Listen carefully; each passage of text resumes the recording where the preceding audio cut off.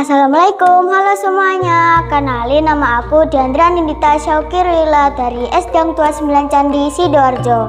Kali ini vlog aku bakal nyeritain kisah tentang putri dari kerajaan Blambangan yang bernama Dewi Skardadu.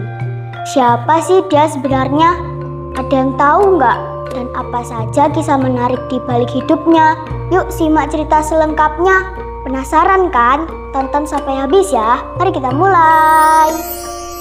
Siapa sih sebenarnya yang nggak kenal Dewi Skardadu? Dewi Skardadu adalah putri yang cantik jelita. Namun di balik kecantikannya, ia menderita penyakit yang sangat parah. Hingga suatu hari, datanglah pemuda yang bernama Syekh Maulana Ishak. Ia berhasil menyembuhkan penyakit Dewi Skardadu. Akhirnya Dewi Skardadu pun luluh dan kemudian mereka berdua menikah. Setelah menikah, mereka berdua hidupnya sangat bahagia dan rakyat pun sangat menyayangi kedatangan Syekh Maulana Ishak.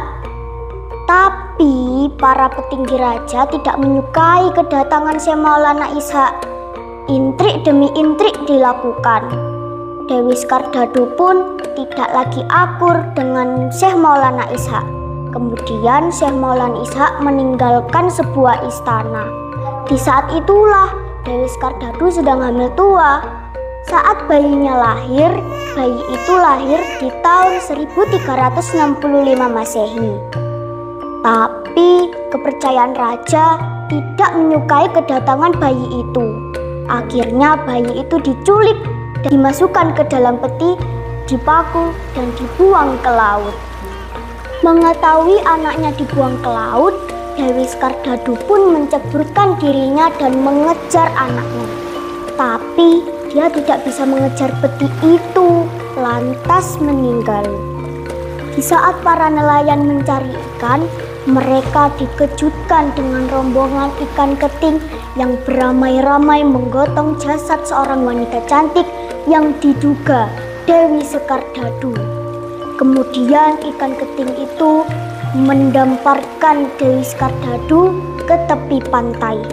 Kemudian Dewi Skardadu pun dikubur secara terhormat oleh warga.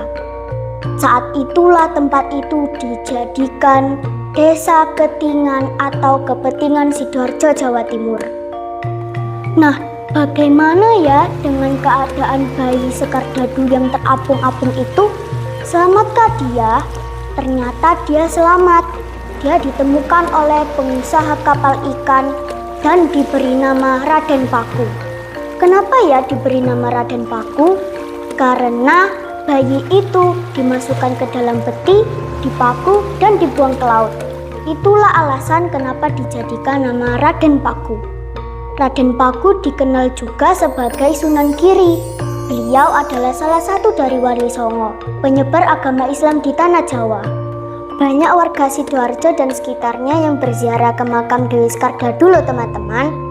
Akses menuju makam dapat kita tempuh melalui dua jalur, yaitu jalur darat dan jalur air. Kalau kita lewat jalur darat, kita melewati rute Desa Sawahan, Kecamatan Sedati, Kabupaten Sidoarjo. Kalau kita lewat jalur air, kita harus naik perahu di Desa Karanggayam, Kecamatan Sidoarjo. Nah, sekian vlog dari aku ya. Terima kasih, semoga bermanfaat bagi kalian semua. Wassalamualaikum, bye. See you next video, bye-bye. SD Hang Tua 9 Candi Sidoarjo